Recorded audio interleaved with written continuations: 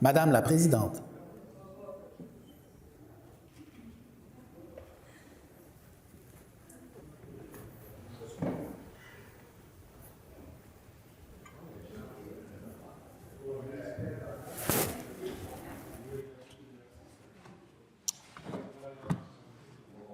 Bon matin. Nous allons nous recueillir quelques instants.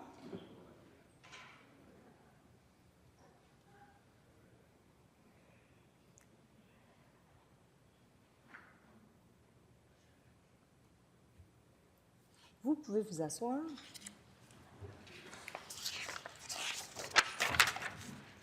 Donc, nous débutons nos travaux aux affaires du jour. Donc, Monsieur le leader adjoint, pouvez-vous nous indiquer nos travaux? Oui, bonjour Madame la Présidente. Un bonheur de vous retrouver ce matin pour poursuivre nos travaux. J'en profite pour saluer l'ensemble des collègues et je vous demanderai de bien vouloir appeler l'article 7 du feuilleton, s'il vous plaît. Donc, à l'article 7 du feuilleton, Monsieur le ministre du Travail propose l'adoption du principe du projet de loi numéro 88, loi modifiant la loi concernant le régime de négociation des conventions collectives et de règlement des différends dans le secteur municipal. Monsieur le ministre du Travail, je vous cède la parole pour votre intervention.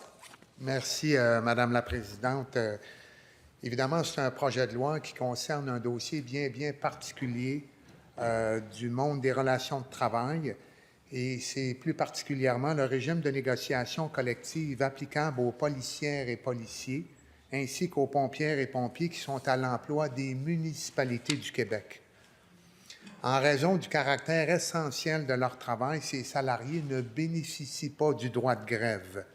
Pour compenser l'absence de ce droit, le cadre légal prévoit d'autres mécanismes qui viennent régir les négociations entre ces employés et les municipalités.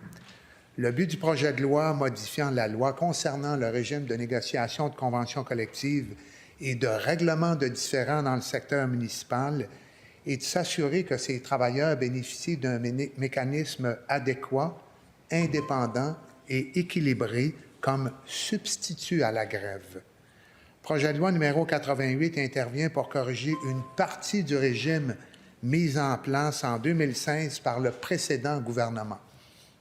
Plus précisément, il s'agit d'éléments liés spécifiquement au mécanisme d'arbitrage applicable aux policiers et aux pompiers. Les modifications sont rendues nécessaires en raison de décisions judiciaires. En effet, en octobre 2021, la Cour supérieure avait déclaré inconstitutionnels les articles 10, 11, 12, 25 et 26 de la loi. Ces articles concernent la composition et la sélection d'un conseil de règlement de différends destiné à mener à bien les négociations qui n'ont pas abouti dans le cadre du processus de négociation. À noter également que la Cour avait validé plusieurs autres dispositions concernant, entre autres, la durée des conventions collectives, les critères d'évaluation utilisés par le Conseil de règlement de différends et le partage des honoraires du Conseil. En août 2024, la Cour d'appel a maintenu le jugement de la Cour supérieure. La Cour d'appel a ensuite donné un délai de 6 mois au législateur pour modifier la loi et remplacer le mécanisme prévu. L'échéancier prévu est le 28 février 2025, dans à peu près 3 semaines. Ça explique pourquoi nous devons agir avec diligence afin d'adopter ce projet de loi. La Cour essentiellement a considéré que le mode de nomination des 3 membres du Conseil de règlement des différends était inadéquat, notamment parce qu'il ne permettait pas aux parties de participer de façon significative au choix des décideurs.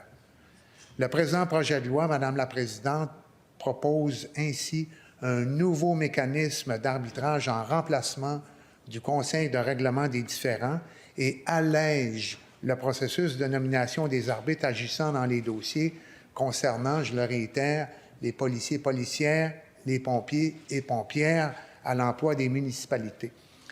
On y définit des critères permettant au ministre du Travail de constituer une liste de personnes aptes à agir comme arbitres de différends dans le cadre de négociations collectives Et la liste en question est constituée d'arbitres dont les noms ont été proposés conjointement par les associations représentatives des municipalités, l'Union des municipalités, la Fédération québécoise des municipalités, les régies intermunicipales, les policiers, les pompiers du secteur municipal regroupés en associations.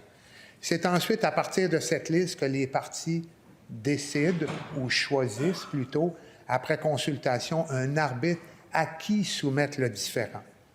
En l'absence d'entente sur l'identité de l'arbitre, le projet de loi prévoit, comme ce sont les règles habituelles prévues dans le Code du travail, que le ministre procède à une nomination, toujours parmi cette liste qui a fait l'objet d'un consensus entre les partis. Le projet prévoit la possibilité pour le ministre d'ajouter des noms à cette liste-là, au besoin, à partir de la liste qui a été confectionnée par le Comité consultatif du travail et de la main-d'œuvre, qui regroupe bien sûr les associations patronales et les centrales syndicales. Le projet de loi prévoit également la possibilité pour chacune des parties de désigner un assesseur afin de la représenter et d'assister l'arbitre lors de l'audition et, si nécessaire, pendant le délibéré.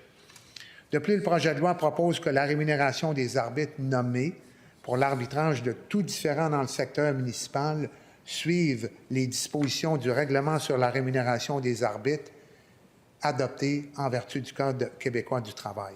Je crois que ces modifications permettent d'obtenir l'équilibre recherché et de répondre aux préoccupations formulées par la Cour. On a déposé quelques amendements de concordance. Je me suis assuré de les transmettre, de les déposer à mes collègues des partis de l'opposition dans un souci, bien sûr, de collaboration. En terminant, je veux également prendre un moment pour remercier les personnes et les groupes qui ont participé aux consultations particulières. Certains groupes ne sont pas venus, exprimant un accord total avec les dispositions du projet de loi. Les partis qui sont venus ont fait certaines recommandations. Évidemment, on a tout étudié avec attention et considération. Et lors des travaux législatifs, bien, vous le savez, c'est important de s'assurer que toutes les parties, tous les personnes qui participent à l'étude détaillée aient une bonne compréhension d'un projet de loi ainsi que de ses objectifs. Puisque les modifications concernent un aspect assez circonscrit de la loi, je suis convaincu, avec mes collègues gouvernementaux, avec les collègues des partis d'opposition, qu'on va pouvoir assurer un cheminement avec le plus de célérité possible de ce projet de loi-là. C'est pourquoi, Madame la Présidente, j'invite les membres de cette Assemblée à adopter le principe de ce projet de loi afin que nous puissions résoudre la situation actuelle dans les délais requis. Merci, Madame la Présidente.